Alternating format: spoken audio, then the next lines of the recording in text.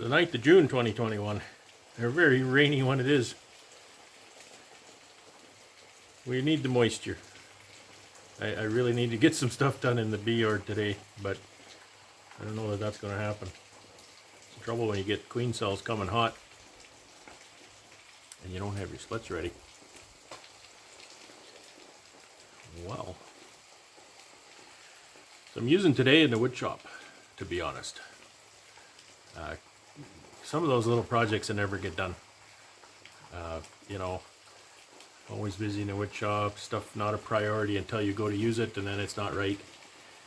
So I'll show you a couple of little things that I'm working on today. I remember my mini mating nukes, my quads. I had a big fat idea and it didn't work out to the best. So what I had done is I had taken a deep box and I had cut it down on my table saw to a medium depth plus 3/4 of an inch, and then screwed this bottom on. And that worked fine in and of itself. However, if you ever go to take that box and set it on top of another hive, now your bee space is wrong. They're going to build comb in there. It's going to be, you know, there's going to be too much space between the frames. So I decided to change that. So I bashed out the dividers. Fortunately, I had not glued any of that in. And I took that on the table saw and I cut that off. Okay, so that's now 6 5/8 standard medium depth. And my shim is now about 1/2 inch. A thick half. I didn't dimension it perfectly.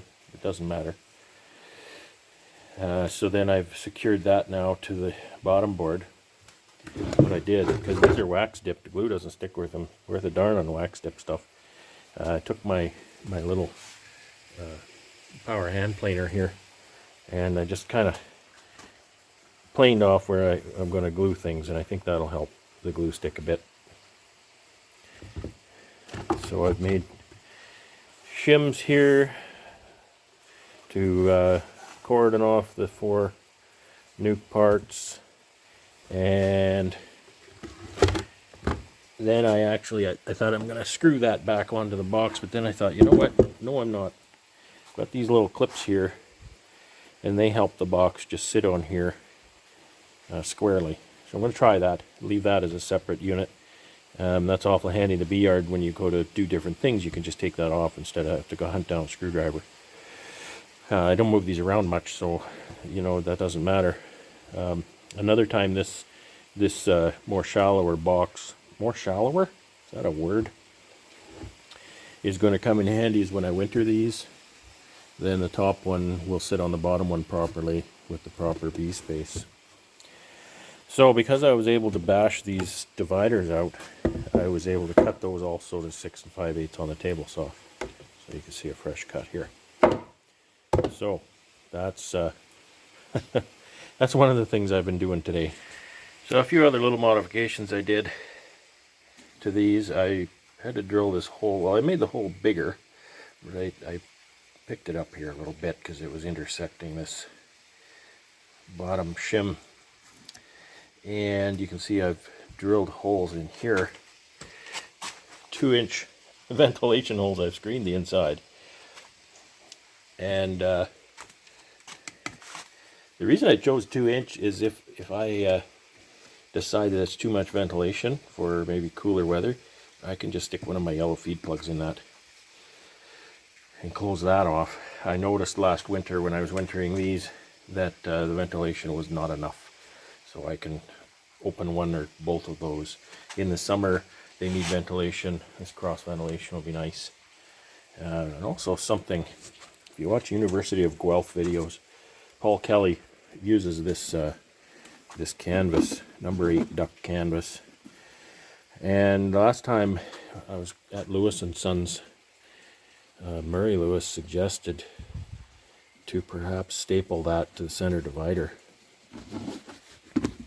So I've done just that, and I'm going to try that. I was never really crazy about the little tiny lids that I had made for these. So we're going to try this, but for this I can't use my migratory cover. Well, I mean I can, but there's only an outer shim on that cover. It doesn't hold the center here down flat. So I have some old telescoping covers I'll just put on here. So I'll try this out. I'll see how I like it. It opens up 2 at a time, you know. So I don't know, that might not be an issue to open up 2 at a time. And those dividers, again, they're not secured in there. They just float. So does this. This is very, very tight, the center one, but it's not stapled in there at all. And so that's what holds those on. One little problem is this cleat, this clip here intersects that door a little bit. Just a little. See? The bees can still get through there. If I hadn't drilled that hole to begin with, I would have moved this, you know, maybe up here or something. But I can close those holes. All I do is get a piece of dowel. I've got different sized dowels around here. I just glue a dowel in it, and when the glue dries, I cut the dowel off and then re-drill whatever I want. But we'll try it like that for now. We'll see how that works. Well, I'm done these 4 quads for now. The rest, I've got frames in them. They're out here in the apiary. So I'll have to swap them out now once the weather's better. And just want to show I solved my problem with this clip interfering with the entry. I put them on the either side of this center. And that'll accomplish the same thing.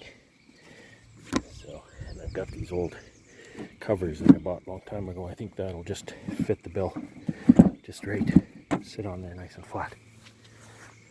When I make my splits, I use a principle of, I don't know what the real word is, but sequestration is maybe a word. I sequester the bees in a box in my cooled garage for a couple nights. These 4-frame boxes, I have a ton of them. And so I decided to modify them. Put an entrance disc, it's nice and handy to just close that off, a little bit of ventilation there. Not much, but a little. And then what I do is I'll put a screened bottom and some cleats on the bottom to help, you know, keep the bees cool when they're in the garage. The garage is generally cool, but not as cool. I'll show you a completed one here. And here are the finished products of those little nuke boxes. Screen bottoms. Need the little cleat feet which lock into my standard migratory cover design. It's a basic setup. Nice thing is I used material I had. I didn't spend a dime on material. I had all my boxes, lids, discs, screen, all of the lumber for that. Yeah, so I've got quite a few of them here now. That'll really help out making nukes. I can make nukes here in the bee yard, take them back to my garage for a couple of nights. They can forget where they live, and then I'll bring them back to the apiary and put them wherever I want. Here's another project that happened during a rainy day. This was rainy yesterday. My grafting easel, I've been complaining I don't have a grafting easel. It's pretty rough. It's nothing that I would be too proud of. I think it's going to work well. It'll take a frame upside down or right side up. So whichever works best. Got a bee down my shirt. That's not good. Yeah, just cobbled together with material I had. I had some nice knobs that I had bought years ago just in a kit. So I think this will help out a lot with my grafting. Very humid and warm day. You can tell I'm sweating a lot. But I'm thankful for a dry place to work. I don't need to work out in the rain. Yeah, and I'm thankful to get a few of these little jobs done. It was really an annoyance. Thought I was pretty smart doing those Nukes the other way. Not so smart. But they'll be good now. Some of them are in use. I can only fix up, I think, 4 of them right now. And there's 10, so I need to do 6 later. But this process is going pretty good. I'll swap these out and then bring the others in. If it ever stops raining. It was supposed to stop raining by now.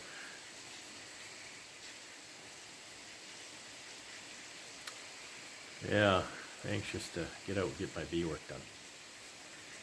Anyway, hope you're having a good day, and thanks for dropping in. Hope you're having a good bee day. Maybe I'll have a good bee day later on or tomorrow, something. And that's all from here, so take care, be well, and have fun.